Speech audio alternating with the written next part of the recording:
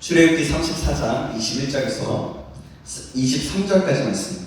우리 세 구절이니까요. 우리 같이 한 목소리로 함께 봉독했으면 좋겠습니다. 준비되시죠? 우리 같이 읽겠습니다. 시작. 너는 엿새 동안 일하고 일곱째 날에는 쉴지니 밭갈 때나 거둘 때에도 쉴지며 칠칠절 곧 맥주의 초실절을 지키고 새말에는 수장절을 지키라.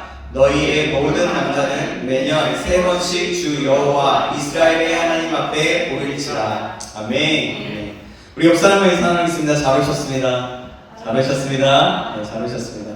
네, 좀 어떻게 코로나 어땠어요? 힘들었죠? 고생 많았어요.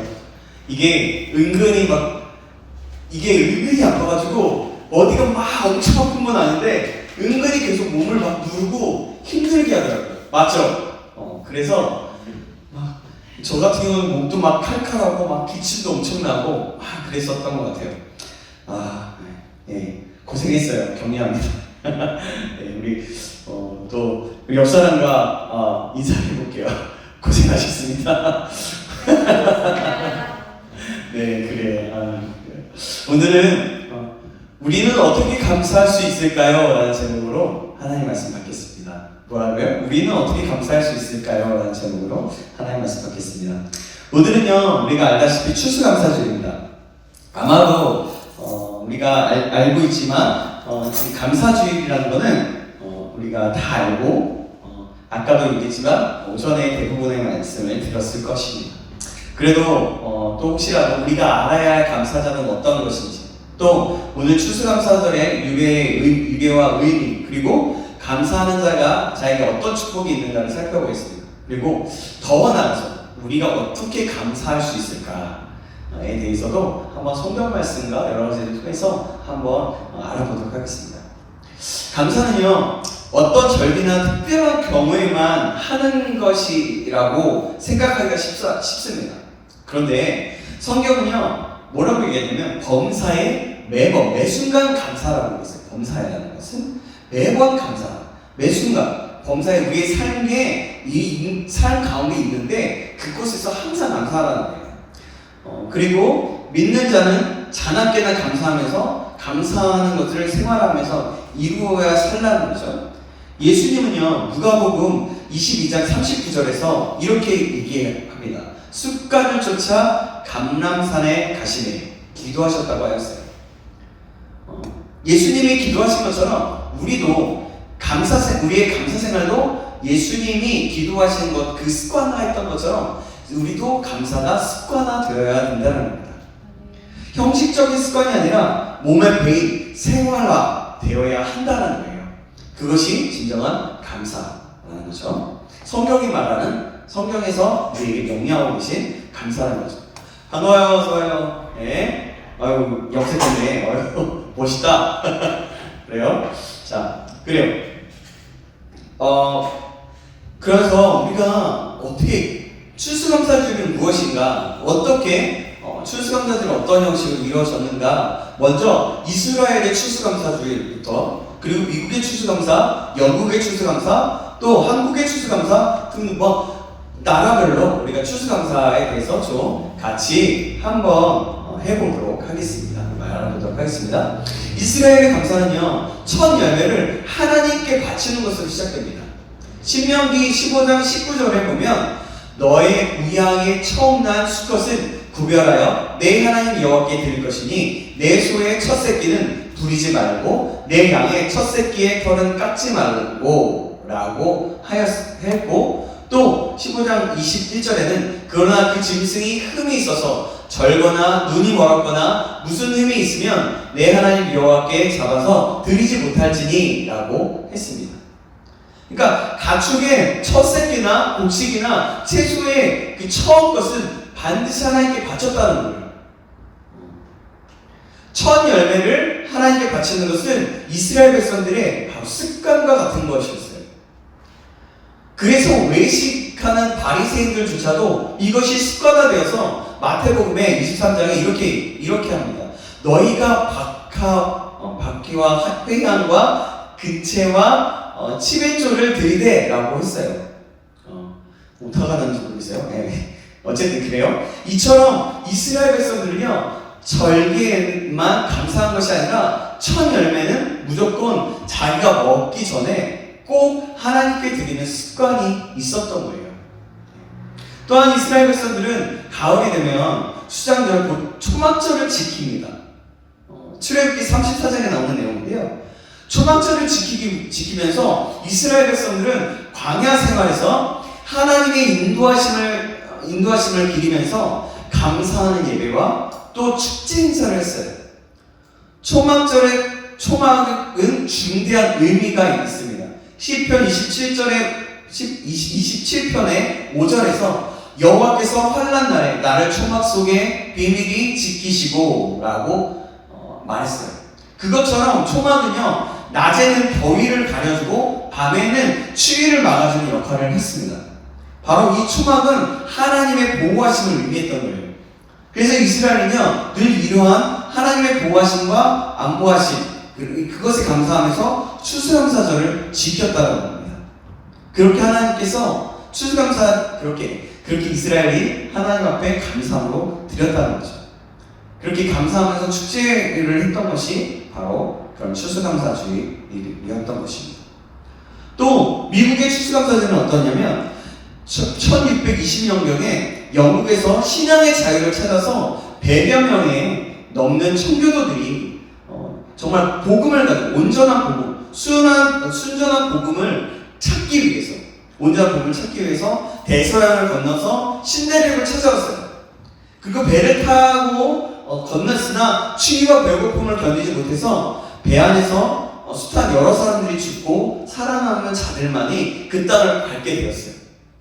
그리고 육지에 도착한 그들이 온갖 어려운 환경을 극복하고 땅을 개간해서 그 해에 농사를 지어서 첫 곡식을 하나님께 바치면서 감사를 드렸는데, 이것이 미국의 추수감사절의 유래가 되었어요. 그러니까 사실 이때 이스라엘이 아니라 영국의 그 청교도들이 사실 농사짓는 기술이나 이런 것들이 별로 없었어요. 그래서 맨 처음에 찾아왔을 때 인디안이라는 사람, 그들이 인디안이라고 했거든요. 그렇게 불렀거든요. 인디안이 있었는데요. 그들의 도움을 받아 맨 처음에는 그들이 배척하고 되게 여러 가지 상황들 속에서 있다가 우리 같이 사는 모습을 보면서 인디안들의 도움을 받아서 그들이 함께 농사를 짓게 되고, 그것이 바로 그것에 감사하는 첫 열매를 드렸던 것이 추수감사절이었던 것이죠. 그 후에 1941년에서 의회에서 감사절기를 지키면서 오늘까지 이르게 되었던 겁니다. 이 추수감사절기에 미국 국민들은 직장도 쉬고 또 학교도 휴교하면서 그 어느 날보다 하나님께 감사하며 큰 축제의 절기로 보내고 있습니다. 맞죠? 지금도 그러고 있죠? 네, 맞죠. 미국에는 실제로 칠면조를 엄청나게 칠면조를 한대요. 굽고 칠면조를 먹는데요. 그리고 들고 다니면서 먹는다고 얘기 들었어요. 그건 잘 모르겠고, 네,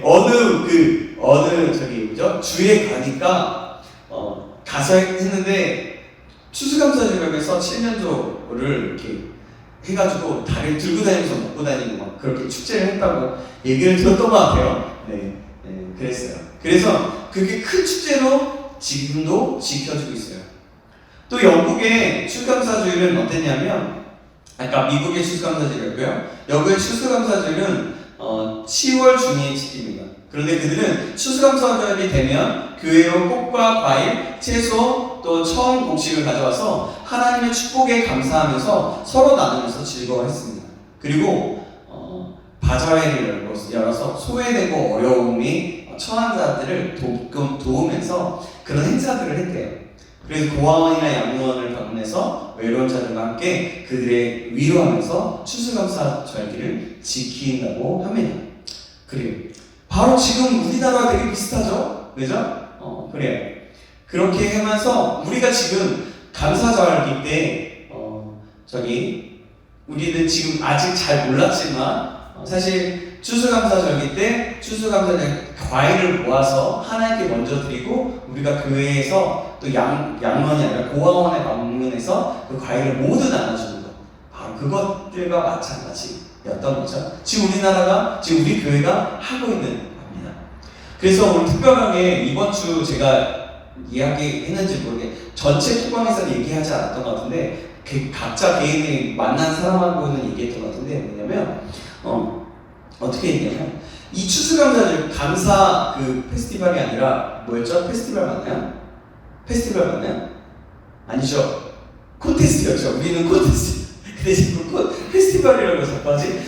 감사 콘테스트를 해가지고 과일 콘테스트를 하는데 그것을 해가지고 우리가 다 각 부서별로 만들었어요. 만들고 준비하고 그것을 감사함을 하나님께 드리고 그 콘테스트에서 이렇게 등수를 어떻게 또 누가 얼마큼 정성 들여서 예쁘게 만들었는지 해가지고 함께 그런 시간을 가졌는데 우리가 이번에 1등을 한 거예요.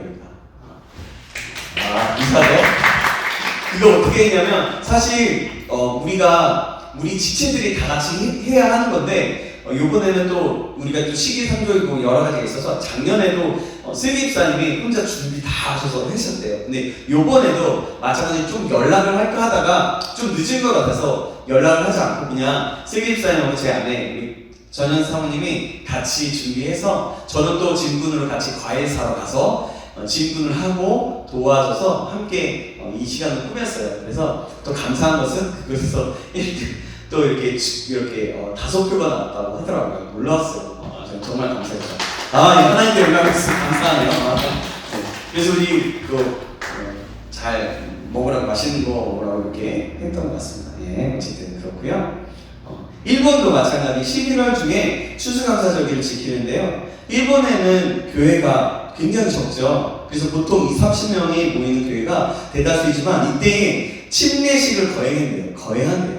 침례를 거행한대요. 세례 있잖아요. 우리가 아는 세례지만 교단마다 다르겠지만 제가 알고 있는 것을 봤을 때는 침례식을 거한대요. 그래서 침례는 온몸을 몸에 물에 잠기면서 내가 죽었다 살아났다라는 그것을 믿음으로 고백하면서 나가는 거거든요. 그래서 일본인의 유습 구조는 침례를 받으면 그들의 사회에서 고립된다고 해요. 그래서 침례를 받아서 교회 공동원의 일원으로 사는 것이 싫어하는 명령이 굉장히 많대요. 그래서 보통 1년에 침례식, 세례식 같은 것들을 한두 차례밖에 없대요. 그래서 추수감사절 때 침례식을 행한다고 합니다. 그래서 그런 의미를 가지고 감사의 절기를 지킨다고 합니다. 우리나라도 마찬가지로 우리나라는 1902년에 경기도 이천 부근에서 추수감사절을 지켰다는 그 신학월보의 주장이 나왔대요. 그래서 일제시대에는 추수감사절을 제대로 지키지 못했다가 해방 후에 미국의 선교사들의 영향을 받아서 11월 셋째 주 추수감사절기를 지켜온 곳이 지금까지 이어오고 있습니다. 마치 영국의 추수감사절처럼 또 미국의 어떤 추수감사절처럼 말하는 거죠. 그러면 감사하는 자는 어떤 축복을 받고 어떤 은혜를 받을 수 있을까요? 뭐냐면 태양과 같다라고 합니다. 왜냐면 태양은 어둠을 물리치고 밝게 하는 거죠. 어두운 밤이 좋은 것은 없습니다. 다만 잠자게 하는 것밖에 좋은 일이 없죠. 그죠? 그러나 아침에 되어서 태양이 뜨면 따뜻하고 온화하게 돼요. 몸을 움츠리게 하고 또 우스스하게 하면서 분위기를 또 쫓아냅니다. 가정에도 감사하는 사람이 있으면 그 집은 햇빛처럼 따뜻하고 온화한다라고 얘기하죠. 바로 그래요. 그러나 감사가 없고 불평만 있는 집은 굉장히 찬바람이 불게 되죠. 그래서 냉랭하게 됩니다.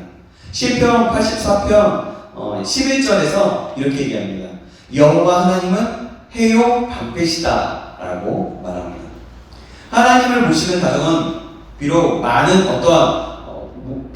어떠한 소유나 그런 것들이 많지 않을지라도 못했을지라도 하나님이 그것에 빛이 되셔서 따뜻하게 된다는 것이죠. 그래서 하박국 3장 17절에는 뭐라고 얘기하냐면 비록 무화과 나무가 무성치 못하고 포도 열매가 없으며 감람나무에 수출이 없으면 밭에 식물이 없으며 우리의 양이 없으며 외양간에 소가 없을지라도 나는 여호와를 인하여 즐거워하며 나의 구원의 하나님을 인하여 기뻐하리라 라고 얘기했습니다. 어쨌든 우리가 금요일 날 받았던 그 하박국의 그 상황들도 있었지만 결국에는 감사하면서 소출이 없고 아무것도 없을지라도 여호와 하나님 한 분만을 위해서 기뻐한다라는 그런 의미죠. 그러므로 감사하는 가정은요, 뭐 어떤 것이 없어도, 옷이 없어도, 또 쌀국에 양식이 떨어져도 웃음이 환하다라는 거예요. 그래서 어떠한 것 상관없이 감사함이 넘치면 그 모든 것들이 필요 없다는 거죠. 죄송해요. 제가 지금 여기 뭐 울림을 해놨더니 엄청나게 울리고 있어요. 지금 울림을 없앨게요. 네. 잠깐만요. 주여. 됐습니다. 됐어요. 자, 네. 이게 카카오톡으로 연동을 해놓으니까 이렇게 됐어요. 그리고 감사하는 사람들이 어떻게 되냐면 담비와 같다라고 합니다. 감사하는 사람. 오래도록 비가 오지 않으면 농작물이 시들어 말라 죽죠. 그러나 때를 따라 비가 와야 곡식에도 과일에도 윤기가 흐르죠. 비가 오면 또 뿌려놓은 씨앗이 싹을 틔우고 자라서 줄기가 나고 꽃피고 열매를 맺게 됩니다. 가정에도 감사하는 자가 있어야 가정이 메마르지 않다는 거예요. 그래서 감사가 중요하다는 거죠. 그래서 감사는 담비와 같다는 거예요. 감사한 사람이 한 사람이라도 있으면 그 때문에 메마른 가정에 윤기를 더해주기 때문에 그렇다는 거죠. 여러분 주변에 감사한 사람이 한 사람 있으면 그러지 않아요? 그런 것 같아요. 그래도 감사합니다. 정말 제 마음이 어렵더라도 감사합니다. 이렇게 하면 한편으로는 되게 무슨 역설을 하는 것 같아? 이렇게 생각할 수 있지만 진정한 그 감사의 고백과 그 감사함이 그 모습 속에 나타나면 맞아, 내가 감사를 잃었네? 그런 것 같아. 감사는 또한 향기와 같다라고 얘기합니다. 향수를 뿌려서 향기가 나는 것이 아니라 은은하게 향기가 풍겨나는 것을 느낄 수 있다는 거죠. 영적인 향기가 풍겨난다는 거예요. 그래서 영적인 향기가 풍문을 인해서 그것으로 더 감사가 넘쳐나고 그것이 더 감사 더 사람들에게 퍼져가는 향기와 같다는 거죠. 네, 그렇습니다. 그럼 우리가 감사할 것은 무엇일까요? 사람들은 돈이 있어야 감사하고 돈도 없는데 어떻게 감사했느냐고 말합니다. 여러분은 어때요? 우리는 어때요? 여러분, 그러나 돈이 있어서 감사하지 않아요. 돈이 있다고 해서 꼭 감사하지 않다는 거예요. 많은 사람들이 보면. 맞습니다. 돈이 없어도 감사하다는 거예요. 한 해를 지나면서 우리는 감사할 것이 너무나 많아요. 우리가 숨을 쉴 수 있게 하시고 또 코로나 가운데도 너무 많이 아프지 않게 하시고 생명을 유지시키신 하나님, 그리고 하나님의 자녀로 살아갈 수 있는 삶, 또 종교회가 자유가 있는 한국 땅에서 태어나게 하신 것, 앞으로 어떻게 될지는 모르겠지만 좋은 부모님을 만나게 하신 것, 어렵게 살아가는 이 시기에도 우리를 지키시고 건지신 하나님, 이 하나님을 생각해 보면 너무나도 많이 감사할 수 있다는 겁니다. 아멘. 여러분, 은혜라는 찬양 아시죠? 우리의 감사할 조건을 너무나도 잘 표현한 것인데요. 가사를 보면 이래요. 잘 들어보세요. 우리가 다 알 거예요. 내가 누려왔던 모든 것들이, 내가 지나왔던 모든 시간이, 내가 걸어왔던 모든 순간이 당연한 것 아니라 은혜였어. 아침 해가 뜨고 저녁에 이르고 봄의 꽃향기와 가을의 열매, 변하는 계절의 모든 순간이 당연한 것 아니라 은혜였어. 모든 것이 은혜, 한없는 은혜, 내 삶에 당연한 것 하나도 없었던 것을 모든 것이 은혜였어. 또 2절에 가면 내가 이 땅에 태어나 사는 거, 어린아이 시절과 지금까지 숨을 쉬며 살며 꿈을 꾸는 삶, 당연한 것 아니라 은혜였어. 내가 하나님의 자녀로 살며 오늘 찬양하고 예배하는 삶, 복음을 전할 수 있는 축복이 당연한 것 아니라 은혜였어. 여러분, 이 가사를 보면 어떠세요? 모든 것이 당연한 것이 아니잖아요. 근데 은혜, 그것이 은혜였다라는 것을 깨달으면 송경민 우리 찬양 사역자분이 이렇게 하나하나 쓰면서 당연한 건 아니라 은혜였다라고 고백하면서 또 코로나가 다시 코로나가 이제 막 엄청나게 많아질 때 전파될 때 그 병이 그럴 때 이렇게 곡을 썼던 곡입니다. 우리가 좀 한번 시간 한번 알죠? 다 알죠? 한번 불러볼까요? 한번 불러봤으면 좋겠는데 우리 제가 그냥 기타를 치고 같이 한번 불러봤으면 좋겠습니다.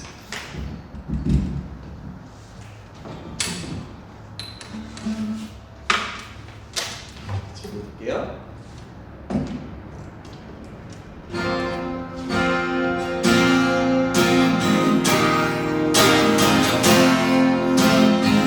내가 누려왔던 모든 것들이 내가 누려왔던 모든 것들이 내가 지나왔던 모든 시간이 내가 걸어왔던 모든 순간 내가 걸어왔던 모든 순간이 당연한 건 아니라 당연한 건 아니라 은혜였소. 아침해가 뜨고 아침해가 뜨고 저녁에 노을 노래꽃 향기와 가을의 열매 변하는 계절의 모든 순간이 당연한 것 아니라 당연한 것 아니라 은혜였소. 내가 이 땅에 태어나 내가 이 땅에 태어나 사는 것 어린아이 시절과 지금까지 어린아이 시절과 지금까지 숨을 쉬며 살며 꿈을 꾸는다. 숨을 쉬며 살며 꿈을 꾸는다. 당연한 것 아니라 당연한 것 아니라 은혜. 다시 한번 내가 하나님의 자녀로 내가 하나님의 자녀로 살며 오늘 찬양하고 예배하는 삶 오늘 찬양하고 예배하는 삶 복음을 전할 수 있는 축복이 복음을 전할 수 있는 축복이 당연한 건 아니라 은혜가 모든 것이 은혜 모든 것이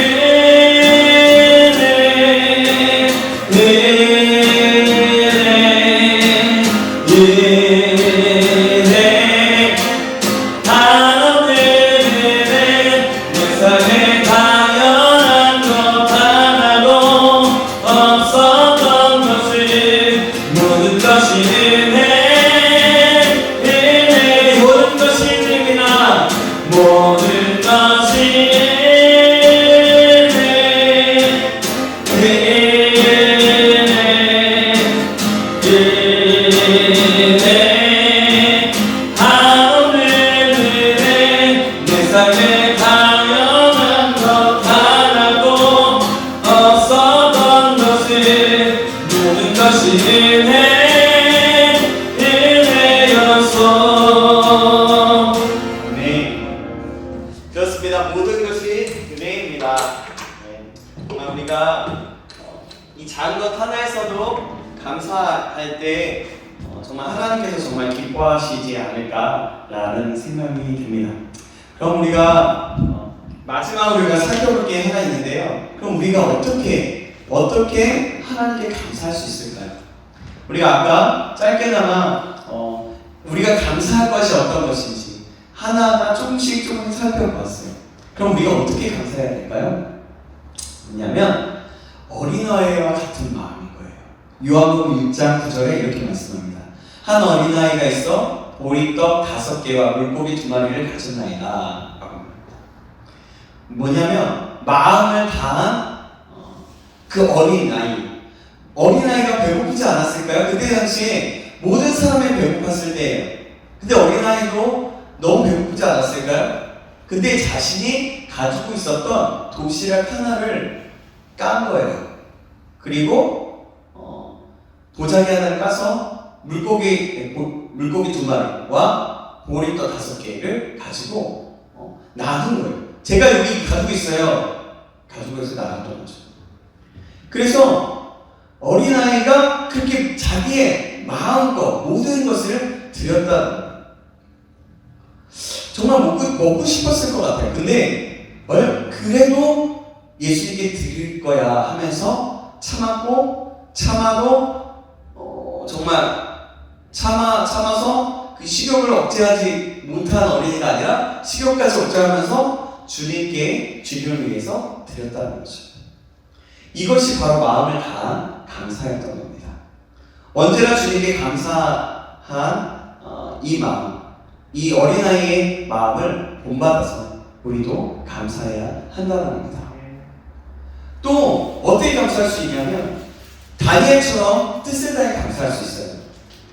다니엘의 감사가 바로 뜻을 전한 감사였거든요. 다니엘서 1장 10절에 보면 이렇게 말씀합니다. 다니엘이 이 주소에 어인이 찍힌 것을 알고도 자기 집을 돌아가서는 그 방에 예루살렘으로 향하여 열린 창에서 전에 행하던 대로 하루 3번씩 무릎을 꿇고 기도하며 그 하나님께 감사하였더라. 다니엘은요, 하나님께 하루 3번씩 감사해야겠다는 뜻을 전하고 하나님께 기도했어요. 하나님께 기도하고 하나님과 교제를 위해서, 하나님을 위해서, 하나님의 뜻을 위해서 기도하면서 감사했다는 거죠. 그 뜻을 사자굴에 던져지는 시험이 다가와도 변치 않았다는 거죠. 하나님도 지금도 하나님은 그것을 보신다는 겁니다. 얼마나 뜻을 정해서 하는지 보신다는 거예요. 그런데 요즘 사람들이 다니엘의 시험처럼 대부분의 호랑이나 사자 때문에 그만둡니다. 비가 오거나 눈이 오면 감기 들까 무서워서 기도도 하지 않고 날씨 때문에 하나님을 찾으라고 해서 나 그냥 몸이 힘들어 그러니까 나 쉬어야지 이렇게 하기도 한다는 거죠. 때로는 돈이 사자이기도 합니다. 그렇게 여기서 저기서 사자처럼 두렵게 하고 으르렁 되기도 한다는 거죠. 그것 때문에 두려워서 뜻을 정하지 못하는 경우가 많다는 것입니다. 우리는 그래서 변함없이 감사할 수 있어야 되는 것입니다. 사랑하는 여러분, 우리 모두가 그럴 수 있게 되기를 바랍니다. 아멘. 그래요. 한 가지 더 말씀을 드리고 마치도록 할게요. 바나바처럼 또한 소품을 다해 감사해야 한다는 겁니다. 사도행전 4장 36절에서 37절에 보면 이렇게 말씀해요. 그부로에서는 레위족인이 있으니 이름은 요셉이라 사도들이 일컬어 바나바 번역하면 권위자라 하니 그가 밭이 있음에 팔아 값을 가지고 사도들의 발 앞에 두니라. 아멘. 바나바는 워낙 좋은 사람이었어요. 자, 한번 보세요. 자기의 성품대로 했습니다. 바울도 매를 맞고 창고에 채워서 옥에 갇혔지만 자기의 성품대로 기도하고 하나님을 찬송했어요. 그렇게 바울은 그랬지만 바나바는 그러지 않고 온유하게 자신의 굉장히 자기 것을 팔아서 겸손하게 주었다는 겁니다. 바로 바울처럼 이렇게 줄 수 있어야 되는 거죠. 한 이야기를 들려드릴게요. 미국의 암 분야의 권위자로서 유명한 원종수 권사님의 이야기입니다. 지금은 그분이 어떻게 되셨는지 모르겠습니다. 그는 어려서 가난하게 자랐습니다. 그에게 평생 소원이 있었습니다. 의사가 되어서 돈을 벌면 가난한 어머니 속옷 한 벌 사드려서 춥지 않게 해드리는 것이었습니다. 그리고 어머니와 마주 앉아서 돼지고기 실컷 한번 먹어보는 것이 2번째 소원이었습니다. 공부를 잘해서 서울대 의대를 졸업하였습니다. 서울대 병원에 인턴으로 들어가서 첫 월급을 받았습니다. 그것을 받아들이고 어머니 수복과 고기를 사려다가 그것보다 봉투를 뜯지 않고 어머니에게 드리고 싶어서 달려갔어요. 그리고 이렇게 얘기합니다. 어머니, 함께 불고기 먹으러 가요. 그러자 어머니가 말했습니다. 종주야, 기왕 믿을 바에 잘 믿자. 지금까지 하나님의 은혜로 살았으니 앞으로도 하나님의 은혜로 살 거야. 타협하지 말고 깨끗하게 살자. 이건 내가 처음으로 받은 월급이지 첫 열매야. 이 첫 열매는 바로 하나님의 것이다. 하나님께 바치자 라고 얘기했대요. 원종수 씨가 말했대요. 어머니 11조만 드리고 우리 불고기 먹어요. 그러자 아니다. 이것은 첫 열매다. 우리의 것이 아니야. 그래서 그 권사님은 어머니와 함께 권정수 권사님 어머니와 함께 주일 예배를 드리면서 첫 월급을 하나님께 드렸다고 합니다. 그리고 보름쯤 지났습니다. 학장님께서 부르시더니 의사고시 전국 대회에서 1등을 했으니 상금을 주는데 하나님께 드렸던 월급의 2배였다라고 합니다. 이제는 불고기를 먹을 수 있을 것 같아서 좋아했습니다. 그런데 어머니는 하나님께 영광을 돌리더니 다시 한번 말했습니다. 하나님 영광을 돌리면서 종수야, 너 상금 타본 적 있니? 처음인데요? 그러면 이건 상금 첫 열매다. 주일까지 기다리면 시험에 들지 모르니까 당장 드리자. 내일 새벽 기도에 같이 가서 함께 드리자 라고 했다는 거예요. 이것이 되어서 미국의 의학계를 깜짝 놀라게 한 하나님께 복받은 원종수 님의 간증이었다고 해요. 뭐냐면 지극히 정성 어린 믿음을 가진 어머니의 뜻대로 한 결과라고 할 수 있습니다. 세상 일에 열심히 했으면 하나님의 일에도 열심히 아닙니다. 뭐냐면 이렇게 하나님께서 부모 어머니를 통해서 그 말씀에 순종을 했을 때 하나님께서 놀라운 축복으로 미국의 의학계를 놀라게 한 사람이 되었다는 거예요. 뭘 잘해서 하나님께 드렸더니 이랬다라는 것이 아니라, 이것을 말하고자 하는 것이 아니라 하나님께 감사하는 마음, 첫 열매를 내 것이 아니고 하나님 것이라고 생각하면서 하나님께 드린 그 귀한 모습을 하나님께서 너무나 기뻐 받으셨고, 그를 통하여서 하나님은 그를 또한 축복하셔서 하나님의 은혜를 주셔서 더욱더 많은 일들을 감당하게 하셨다는 겁니다. 사랑하는 여러분, 감사는 하나님의 은혜에 보답하는 것입니다. 감사하는 자는 뭐라고 얘기했어요? 태양과 같고 담비와 같고 향기와 같다라고 얘기했어요. 그래서 우리가 하나님께 항상 감사하는 자들이 되길 주님의 이름으로 축복합니다. 하나님은 그렇게 감사하는 자들을 찾고 계세요. 매 순간마다. 여러분 생각해보세요. 내가 감사할 것들은 너무나 많아요.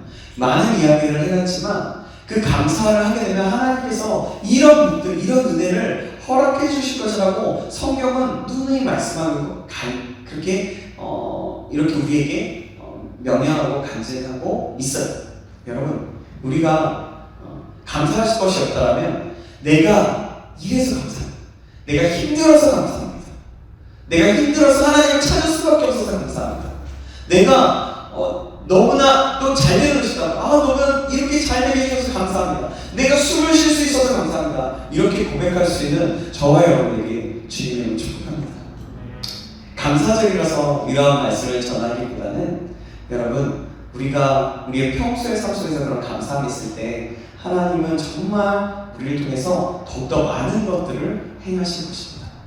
그리고 여러분, 한 가지 더 말씀드릴게요. 감사는요, 믿음의 최고의 고백이에요. 감사가 믿음의 최고의 고백입니다. 감사할 때 우리의 믿음이 생기기 시작합니다. 감사할 때 우리가 새롭게 변하기 시작합니다. 이 사실을 기억하는 저 여러분이 바랍니다. 기도하겠습니다. 사랑의 하나님 감사합니다. 오늘도 말씀을 허락하시고 내려주시면 감사합니다. 오늘 말씀을 통해서 정말 우리는 어떻게 감사해야 될지 이 말씀을 들었던 것처럼 우리가 정말 겸손함으로 바나바처럼 다니엘처럼 또 한 어린아이처럼 우리의 마음을 드리고 모든 것을 드리고 정한 것을 드려서 하나님께 날마다 감사할 수 있도록 도와주시며 삶으로 감사할 수 있도록 주 붙잡아주시고 역사하여 주시옵소서. 살아계신 예수님의 이름으로 기도합니다. 아멘.